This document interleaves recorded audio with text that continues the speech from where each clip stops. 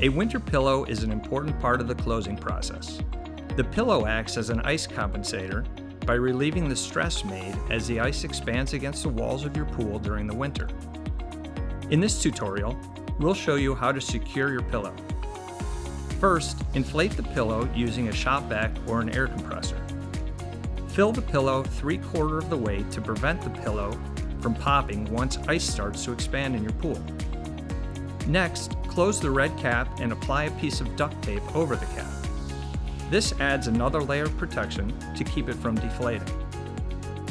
Now it's time to secure the pillow using string. Locate the 2 grommet holes on both corners of the pillow. Loop string through the holes and secure with strong knots. Place the pillow into the center of the pool with enough string so that it lays on the surface of the water.